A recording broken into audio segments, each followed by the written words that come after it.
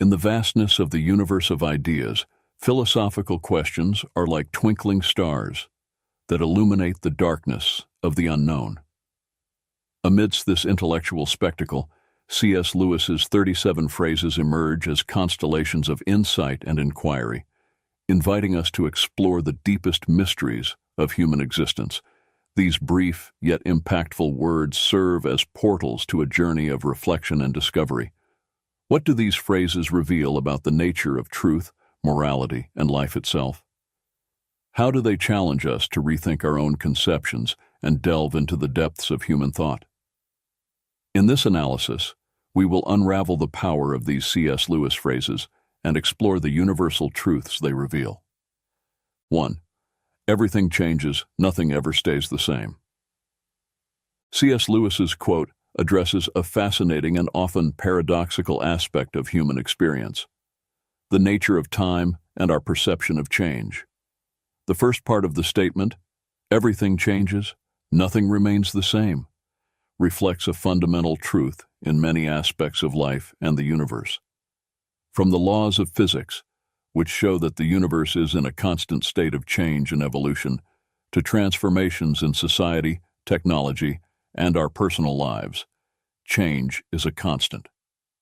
The second part of the quote, "Isn't it funny how day by day nothing changes, but when you look back everything is different," speaks to how we perceive time and change in the short and long term. In day-to-day life, changes may seem insignificant or imperceptible because we are immersed in our routines, and the small daily variations do not seem to significantly alter the course of our lives. 2. There are far, far better things ahead than the ones you leave behind. This phrase by C.S. Lewis is an invitation to optimism and hope, encouraging us to look to the future with a positive perspective. The central idea is that, regardless of the losses or challenges we face, the future holds possibilities and joys that surpass what has been left behind. This thought can be particularly comforting in times of transition or loss, reminding us that closing one chapter in our lives makes room for the beginning of another, potentially more rewarding and enriching one. Lewis, with this statement, also touches on the transitory nature of life and the importance of not clinging excessively to the past or material things. Excessive attachment to what has been can prevent us from fully embracing new opportunities and experiences. The idea that the best is yet to come serves as a reminder to keep our minds and hearts open to the infinite possibilities the future holds. 3. Nothing in life ours to keep. This idea can be interpreted in various ways. In a material sense, it suggests that generosity and the act of sharing with others can enrich our own life experience, providing a sense of satisfaction and purpose that simple accumulation of material goods cannot offer. On a deeper level, it can be argued that only through generosity and altruism can we truly experience the richness of life, as it is in giving that we receive. Furthermore, Lewis may be touching on a broader spiritual or philosophical truth, where true freedom and fulfillment come from transcending selfishness and excessive attachment to worldly things. By opening ourselves to others and connecting to something greater than ourselves, we can find a sense of possession and belonging that is deeper and more enduring. 4. Give up yourself, and you will find your real self. This concept, often explored in spiritual and philosophical contexts, suggests that the true essence of who we are can only be found when we abandon the ego, superficial desires, and pretensions. Lewis is encouraging us to look beyond the layers of identity constructed by society, expectations, and our own ego. By giving up yourself, he refers to the act of setting aside these superficial layers to discover the true self that resides on a deeper level. This implies a process of detachment from material desires, selfish ambitions, and the relentless pursuit of external approval in order to connect with more authentic and enduring values. 5. Don't doubt your value. Don't run from who you are. Lewis suggests that our existence and essence have immense value simply because we are divine creations, regardless of how we compare ourselves to others or the ideals we may hold. This perspective invites us to recognize and value our own uniqueness and the unique contribution we can offer to the world. Furthermore, by stating, "Don't run from who you are," Lewis is encouraging us to confront and embrace our true nature, with all its imperfections and beauties. He suggests that authenticity and self-acceptance are essential for living a full and meaningful life. This acceptance is not just about recognizing our qualities, but also embracing our flaws and limitations, understanding that they are part of what makes us unique. 6. If you find in yourself desires which nothing in this world can satisfy, the only logical explanation is that you were made for another world. Lewis addresses the sensation, often experienced by many, that there is a kind of emptiness or longing within us that worldly joys and satisfactions cannot completely fill. This perception can lead to the conclusion that such insatiable desires point to a reality or existence beyond what is known and experienced in this physical world. The idea that we were made for another world suggests that human existence has a purpose and a meaning that extend beyond everyday life and earthly experiences. This view is rooted in many spiritual and religious traditions, which see life on earth as a journey or preparation for a higher or spiritual reality. 7. You don't have a soul. You are a soul. You have a body. Lewis is challenging the common perception that often prioritizes the physical and material, redefining human identity in a way that places the soul, or the spiritual essence, at the center. By stating that you are a soul, Lewis highlights the primacy and eternal importance of the soul compared to the physical body, which is temporary and transient.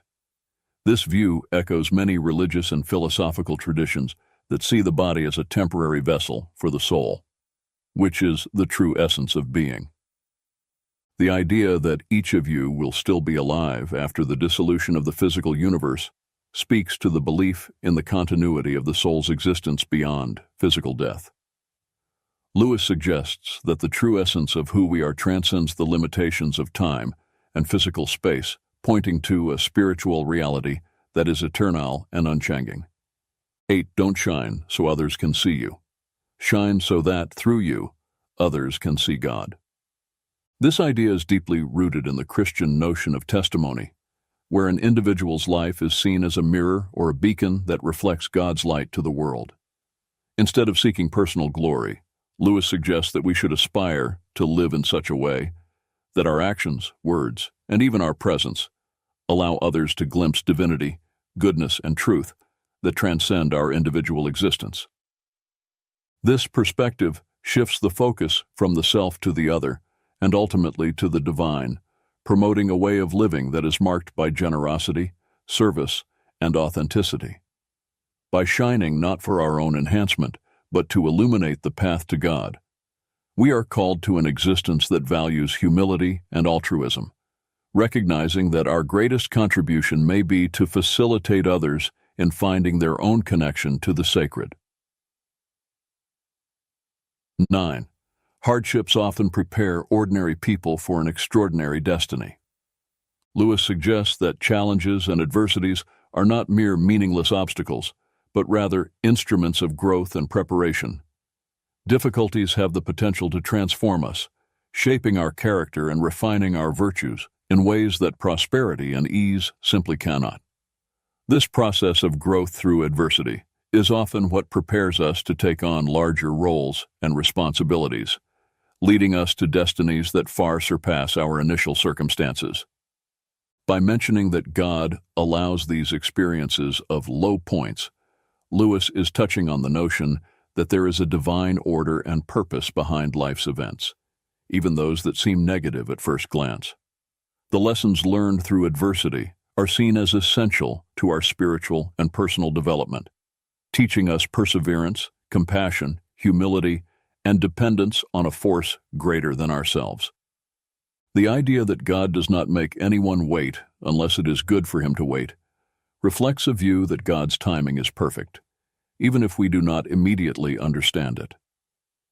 Patience and waiting are seen not as emptiness or meaningless inactivity, but as an opportunity for internal growth and preparation for what is to come. Thus, Lewis encourages us to face difficulties and periods of waiting not as abandonments, but as integral parts of a larger plan that leads us to an extraordinary destiny. 10. Experience is the most brutal of teachers. By referring to experience as the most brutal of teachers, Lewis is underscoring the often harsh and unforgiving nature of real life as a vehicle for learning. Unlike theoretical or academic learning, experience educates us through successes, and more often through failures, losses, and challenges.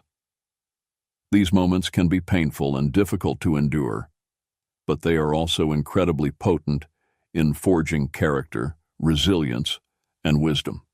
The second part of the phrase, "but you learn, my God, do you learn," emphasizes the effectiveness of this type of learning. Despite its brutality, or perhaps because of it, the lessons learned through experience tend to be deeply internalized. The direct experience of consequences, whether positive or negative, engraves knowledge in a way that passive instruction rarely achieves. 11. Repeated failures are fingerposts on the road to achievement. In describing failures as fingerposts, Lewis suggests that each failure serves as a lesson and a guide, pointing towards adjustments and changes necessary in our approaches, strategies, or even in our understanding. These posts illuminate the way, offering critical insights that help us navigate the path towards our goals. The idea of failing forward is particularly powerful. It implies that each failure, instead of pushing us backward, actually propels us forward, bringing us closer to success. This is because we learn, adapt, and grow through our experiences of failure. This concept encourages a mindset of resilience and persistence, where obstacles are seen as opportunities for development and improvement. 12. You are never too old to set another goal or to dream a new dream. Lewis challenges the notion that age is a barrier to aspirations, goals, and dreams. He emphasizes the infinite capacity of the human being to reinvent oneself and pursue new directions, regardless of where one stands in their life journey. This idea is an invitation to reject self-imposed limitations and social expectations that often accompany aging. Instead of viewing old age as a time to slow down or give up on new endeavors, Lewis suggests that there is always room for new beginnings and possibilities. This can be particularly inspiring for those who may feel they have missed opportunities or that it is too late to pursue passions or interests that have been set aside. Essentially, Lewis reminds us that the ability to dream and aspire knows no age limits. This message serves as an encouragement to continue seeking growth, fulfillment, and joy in all stages of our lives, embracing the ongoing journey of discovery and renewal. 13. Don't let your happiness depend on something you may lose. This brings forth a profound reflection on the nature of happiness and the importance of grounding it in aspects of life that are enduring and intrinsic, rather than external and transient. This idea encourages us to reconsider the sources of our joy and satisfaction, warning against basing our happiness on elements that are outside of our control and can easily be altered or lost, such as material possessions, social status, or even specific relationships. By highlighting the volatility of many of the things we value, Lewis suggests the pursuit of a more authentic and resilient happiness, one that is not shaken by the inevitable changes and challenges of life. This may involve cultivating internal virtues such as peace of mind, gratitude, self-love, and spirituality, which are less susceptible to external circumstances. 14. This world is a great sculptor's shop. It is a rich metaphor reflecting on the process of personal growth and transformation within the context of human existence. Comparing the world to a sculptor's workshop, Lewis suggests that life experiences, with their challenges and opportunities, act as the tools and techniques used by a sculptor to shape and define their creations. In this analogy, we humans are like unfinished statues, constantly being formed and refined by the hands of the sculptor, a metaphor for life's forces, circumstances, interactions with other people, and possibly a divine influence or destiny. Each experience carves our character, molds our values, and affects our life trajectory, contributing to the ongoing process of becoming who we are meant to be. The rumor that some statues will come to life can be interpreted as an allusion to the idea of reaching a state of awakening or spiritual enlightenment, where one becomes fully aware of their purpose, their essential nature, and their connection to something greater than themselves. This can also be seen as a moment of personal fulfillment, where a person transcends previous limitations and emerges more alive, authentic, and fully realized. 15. We are mirrors whose brightness, if we are bright, is wholly derived from the sun that shines upon us. Comparing ourselves to mirrors suggests that our value and brightness are not inherent, but reflected from a larger external source, in this case, symbolized by the sun. This source can be interpreted in various ways, including love, truth, beauty, or in a spiritual context, the divine. The idea that our brightness is wholly derived from this external source reminds us of our dependence and connection to something beyond ourselves to find meaning, purpose, and light in our lives. The second part of Lewis's reflection about the importance of keeping the self clean and bright to have a clear view of God reinforces the idea that our ability to perceive and reflect truth and beauty is affected by the state of our inner being. Just as the view of the moon can be obscured by a dirty telescope, our perception of the divine or the deeper meaning of life can be clouded by our faults, biases, or spiritual neglect. 16. There are two kinds of people, those who say to God, "Thy will be done," and those to whom God says in the end, "Thy will be done."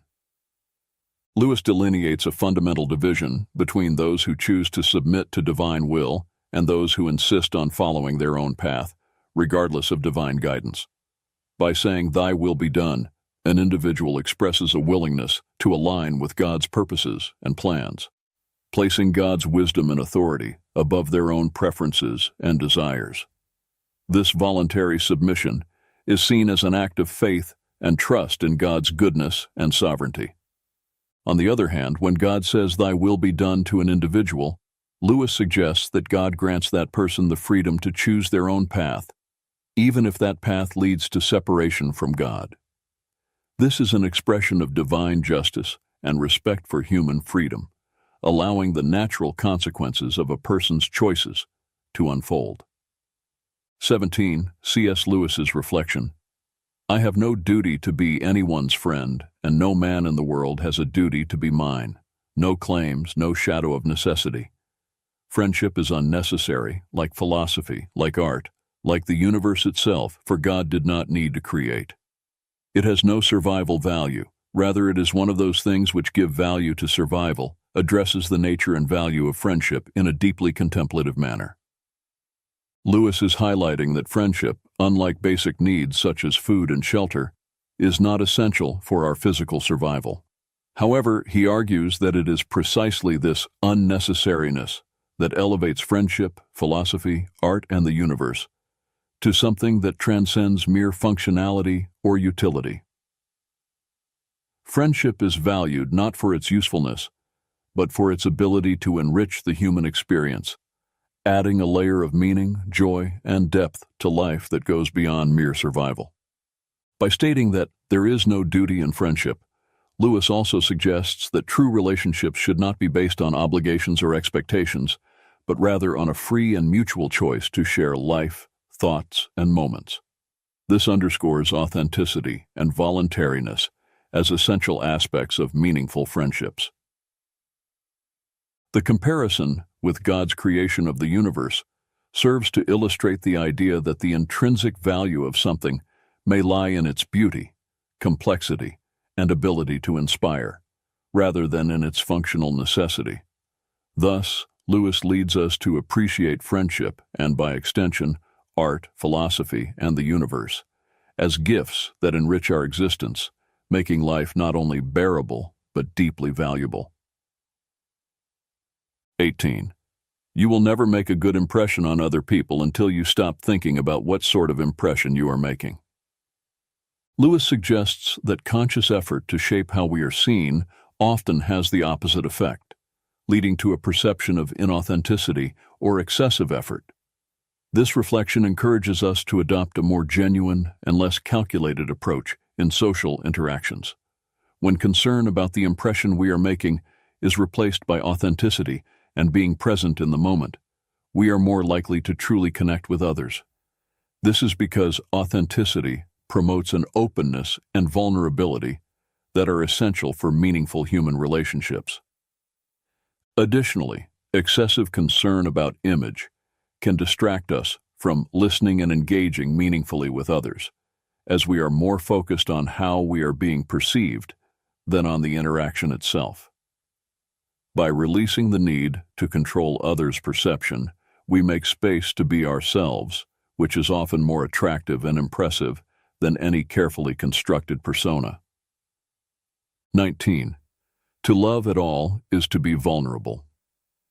Lewis highlights that the act of loving inherently involves the risk of pain and loss because opening the heart to others, whether to people, animals, or even passions, exposes us to the possibility of being hurt. However, he argues that the only way to completely avoid this pain, by isolating oneself and protecting the heart from any emotional involvement, comes at a much higher cost. By doing so, the heart, while safe from pain, also becomes isolated from any form of true love and consequently from one of the most enriching experiences of human life. The paradox presented by Lewis is that in attempting to shield the heart from any harm by making it unbreakable and impenetrable, we actually render it unredeemable. This suggests that a heart never exposed to the risk of love loses its ability to love and be loved, becoming hardened and insensitive. 20. What draws people to be friends is that they see the same truth. Highlights the importance of intellectual and spiritual connections in forming deep and meaningful friendships. Lewis suggests that at the core of true friendships, there is a mutual recognition and appreciation of certain values, ideas, or fundamental truths that transcend superficial circumstances or passing interests. This view underscores that friendships are not merely based on convenience, physical attraction, or social circumstances, but on a deeper connection that involves the discovery and acknowledgement of a shared truth. This truth can refer to a common understanding of life, moral principles, a shared passion for certain subjects, or even a similar worldview. The act of sharing this truth implies not only recognizing it, but also experiencing and exploring it together, which can provide a solid foundation for the development of a lasting friendship. Friendships rooted in this kind of mutual understanding tend to be more resilient and enriching, as they are based on the mutual appreciation of aspects of being that are considered significant and valuable. 21. Love is a steady wish for the loved person's ultimate good. Lewis redefines love beyond the common notion of intense emotion or physical attraction. He presents love as an active and deliberate commitment to the well-being and happiness of the other person, regardless of circumstances or one's own emotions. This conception of love as a steady wish emphasizes the volitional and intentional nature of true love. It is not seen as something passive or merely sentimental, but as a continuous choice to prioritize the good of the loved one.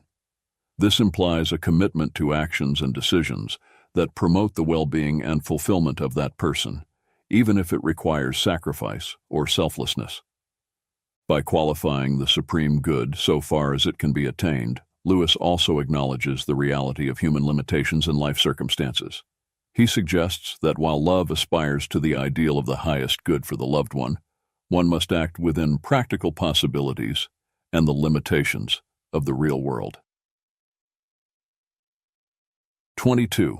Do not waste time bothering whether you love your neighbor. Act as if you did, and you will. explores a pragmatic and action-oriented approach to loving one's neighbor, a central idea in many ethical and religious traditions. Lewis suggests that instead of being paralyzed by internal analysis of our feelings or doubt about our ability to love others, we should simply start acting as if we love them. This principle reflects the idea that love can be both an action and a feeling, and that by choosing to act lovingly, regardless of our momentary feelings, we can cultivate genuine feelings of love over time. 23.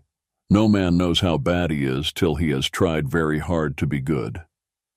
Addresses the complexity of human nature and the discovery of personal character through the effort to live according to high ethical or moral standards. Lewis suggests that it is in the process of striving to act rightly and do good that we often come face to face with our own failures, limitations, and negative tendencies. This reflection implies that understanding our own imperfections and the ability to recognize our faults are amplified when we put ourselves to the test, seeking to live virtuously. This can be a humbling experience as we discover that goodness and virtue are not as easily achieved as we might have imagined, thus revealing the depth and persistence of our flaws and weaknesses. 24. In God there is no hunger that needs to be filled, only plenteousness that desires to give, reflects a profound theological view on the nature of God and the relationship between the divine and humanity. Lewis suggests that God, being a being of fullness and perfection, has no needs or lacks. Instead, he is an infinite source of generosity and giving. This idea contrasts the conception of God with human nature, which is often driven by needs, desires, and a constant search for satisfaction. Instead, God is portrayed as someone whose essence is fullness, needing nothing from us to complete or improve his being. Therefore, God's desire to relate to humanity and provide for his creations is not motivated by a lack or need, but by an expansive and generous love that seeks to share his own fullness. 25. If a person thinks she is not conceited, she is very conceited indeed. Addresses the paradoxical nature of self-perception, especially regarding pride and vanity. Lewis suggests that excessive self-assurance in one's humility can ironically be a sign of deep pride. The act of considering oneself free from vanity can be in itself a manifestation of vanity, as it implies satisfaction with one's supposed moral superiority or self-control. This observation points to the complexity of human nature and the difficulty of achieving true humility, which is not based on denial of one's own faults, but on sincere recognition of them. True humility involves honest self-assessment and a willingness to accept that, as human beings, we are all fallible and susceptible to error and pride. 26. Pride is spiritual cancer. C.S. Lewis's view of pride as a spiritual cancer highlights the destructive nature of this vice in a person's spiritual and relational life. By describing pride in this way, Lewis suggests that it corrupts and consumes the ability to love, find satisfaction, and even exercise good judgment. Pride is presented not just as a minor character flaw, but as a corrosive force that can destroy the most fundamental aspects of human and spiritual well-being. The second quote expands on this idea, explaining how pride obstructs knowledge of God. Lewis illustrates this with the image of a proud person who is always looking down, both literally and metaphorically, judging others and circumstances from a position of supposed superiority. This posture of looking down symbolizes a self-imposed barrier that blocks sight and openness to higher realities, including the spiritual. Therefore, as long as one is stuck in this attitude of pride, they will be unable to perceive or connect with God, who is above in the spiritual sense. Both quotes emphasize the idea that pride not only negatively affects interpersonal relationships and self-image, but also constitutes a significant obstacle to spiritual growth and perception of realities beyond the self. Lewis invites us to recognize pride as a serious impediment to love, genuine happiness, and wisdom, encouraging a constant pursuit of humility as a path to spiritual health and true knowledge. 27. Only the pure in heart want to see God. This quote distills a profound truth about the nature of spiritual longing and the necessary condition for genuine seeking of God. Lewis suggests that purity of heart is not only a quality that makes someone fit to encounter God, but also the very characteristic that awakens the desire to seek Him. Purity of heart can be understood as a cleansing of intentions, an absence of falsehood or duplicity, and a sincerity in the pursuit of truth and good. This purity involves an orientation of the being toward what is genuine and good, free from the distortions of selfishness, pride, and disordered passions that can obscure spiritual vision and deflect the quest for truth. By stating that only the pure in heart desire to see God, Lewis is highlighting the idea that the desire to know and draw near to the divine requires a certain inner disposition characterized by purity and sincerity.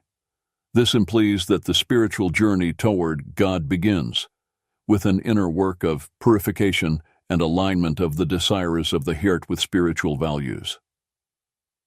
28. Human history is the long, terrible story of man trying to find something other than God which will make him happy. C.S. Lewis's statements about human pursuit of happiness outside of God reflect a deep critique of the nature of human aspirations and endeavors throughout history. Lewis suggests that the relentless quest for satisfaction in earthly things, whether wealth, power, pleasure, or status, is futile, as true happiness and peace cannot be found apart from God. God cannot give us a happiness and peace apart from Himself, because it is not there. This assertion highlights the view that any attempt to find lasting contentment outside of a relationship with the divine is doomed to failure, as the true source of peace and joy resides in God. To what will you look for help if you will not look to that which is stronger than yourself? This rhetorical question invites reflection on the need to seek support and guidance in a force greater than our own limited human capacity, suggesting that reliance on purely human resources or solutions is insufficient to address life's fundamental challenges. All that we call human history, money, poverty, ambition, war, prostitution, classes, empires, slavery, is the long, terrible story of man trying to find something other than God which will make him happy. This observation about human history as a series of failed attempts to find satisfaction in earthly substitutes for God underscores the view that many human endeavors and conflicts stem from a misguided search for meaning and contentment. Together, these reflections by Lewis challenge us to reconsider the sources in which we seek happiness and purpose, encouraging a reorientation toward spiritual values and a deeper relationship with the divine as the path to true satisfaction and peace. 29. Forgiving does not mean excusing. This quote distinguishes two fundamental attitudes toward dealing with offenses or mistakes. By stating that forgiveness does not equate to excuse, Lewis highlights the importance of acknowledging the seriousness and reality of an offense without allowing it to perpetuate resentment or hostility.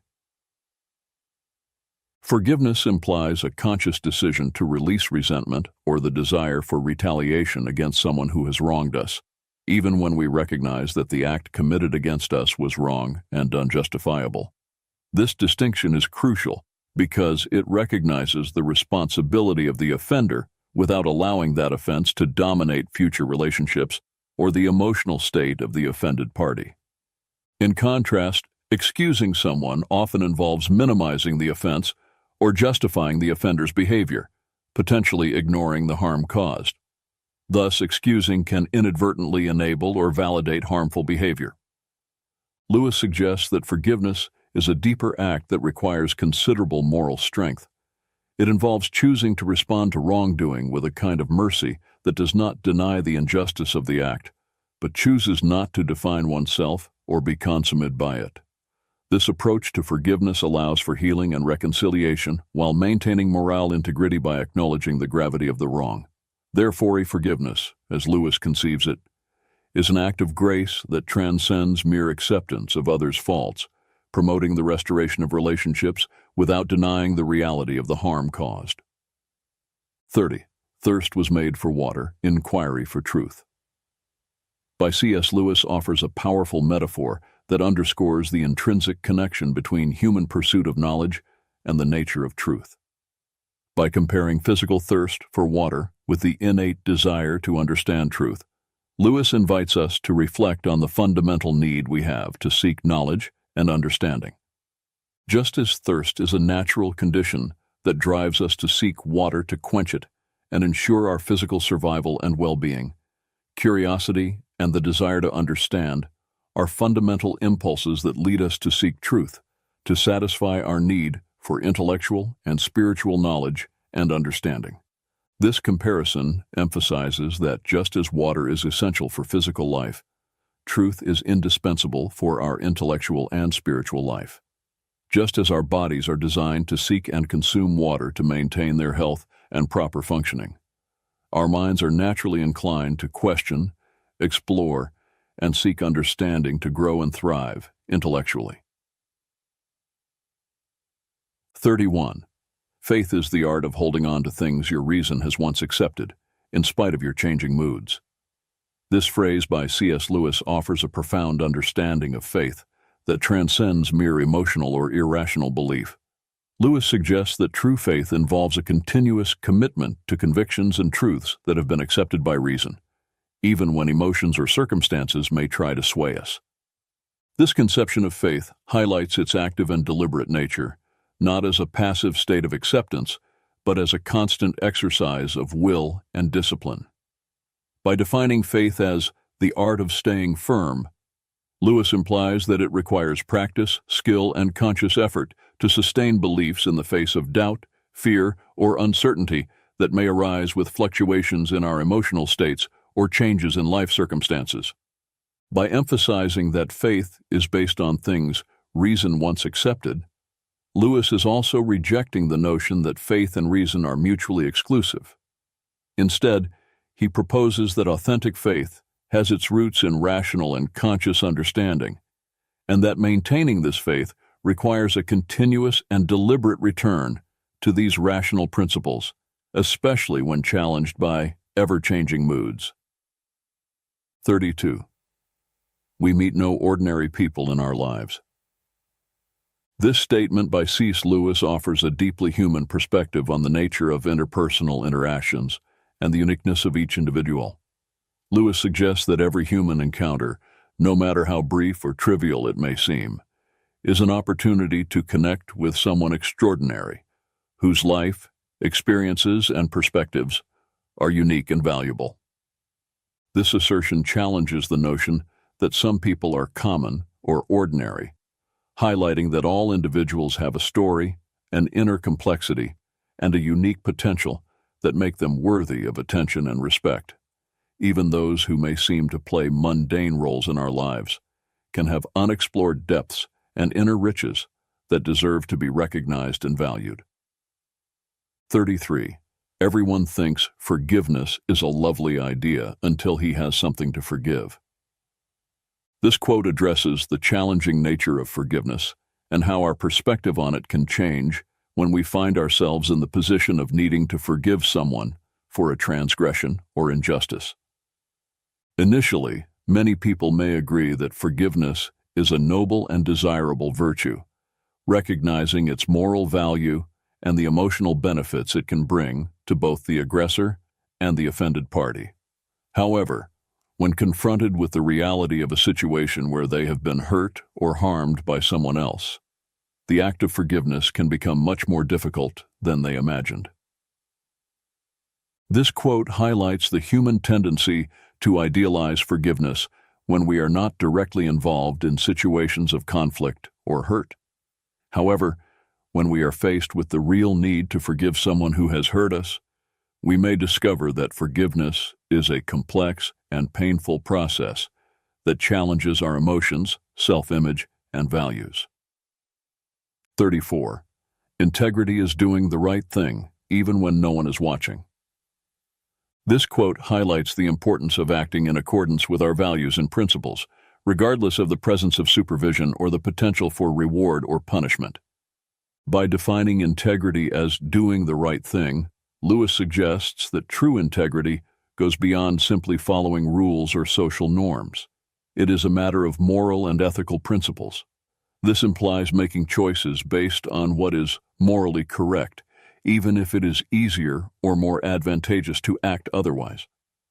The part of the phrase that emphasizes that this should be done even when no one is watching underscores the importance of authenticity and consistency in our actions. This means that integrity is not something we display only to impress others or avoid negative consequences. It is a quality that is inherently valuable and shapes our conduct in all aspects of life. 35. Children are not a distraction from more important work. They are the most important work. This quote emphasizes the priority and significance of caring for and raising children in a person's life. In doing so, Lewis highlights the responsibility and privilege that parents have to shape and influence the development and future of their children. This statement challenges the common notion that caring for children is merely a secondary part or an obligation that competes with other activities considered more important or meaningful. Instead, Lewis argues that children are not a distraction, but rather the central focus and primary responsibility of any adult who takes on the role of a father or mother. By recognizing children as the most important work, Lewis underscores the profound influence that parents have on the lives and development of their children. He suggests that parental care extends beyond simply providing material needs. It involves nurturing, educating, guiding, and loving children, preparing them to face life's challenges and become responsible and compassionate adults. 36. A children's story that can only be enjoyed by children is not a good children's story. Lewis argues that a story intended for children should be able to captivate and enchant not only the child audience, but also adults, regardless of their age. This statement suggests that the best children's stories transcend age limitations and have a universal appeal that resonates with readers of all ages. They should contain elements such as imagination, adventure, wisdom, and emotion, which can be appreciated and valued by people of all ages, from the youngest children to the oldest adults. By emphasizing that a good children's story should be able to attract a broader audience, Lewis acknowledges the importance of the power of narrative to educate, inspire, and entertain people of all ages. He suggests that, even as we grow and mature, we never lose our love for the magic of enchanting stories, and that we should continue to seek out that magic throughout our lives. 37. True humility is not thinking less of yourself, it's thinking of yourself less. By stating that true humility is not thinking less of yourself, Lewis highlights that self-esteem and recognizing one's own worth are not incompatible with humility. On the contrary, genuine humility involves a balanced view of oneself, free from arrogance or pride, but also free from self-deprecation or underestimation. The second part of the phrase, "it's thinking of yourself less," points to the essence of true humility. It suggests that genuine humility is characterized by a shift of focus from the ego and one's own needs to the needs and interests of others. This implies a spirit of service, compassion, and consideration for others, where the self is not at the center of attention, but rather concern for the well-being and happiness of others. This quote challenges the common notion that humility is linked to self-denial or lack of self-esteem. Instead, Lewis argues that true humility is rooted in a balanced view of oneself, combined with a sincere willingness to put others first. As 37 quotes by C.S. Lewis offer a rich and multifaceted tapestry of wisdom and insight into various aspects of human life, faith, morality, and the human condition. Together, these quotations form a comprehensive panorama that invites deep reflection and personal introspection. A conclusion we can draw from these quotes is the importance of seeking truth, authenticity, and integrity in our lives. Lewis reminds us that true wisdom lies in the ability to look beyond superficial appearances and delve into the essence of things, cultivating a deeper understanding of the world and ourselves. Moreover, the quotes highlight the importance of empathy, compassion, and love for others, as well as the need to cultivate virtues such as humility, forgiveness, and gratitude in our daily lives. They challenge us to grow, to learn, and to evolve as individuals, constantly striving for moral and spiritual excellence. Another recurring theme in these quotes is the idea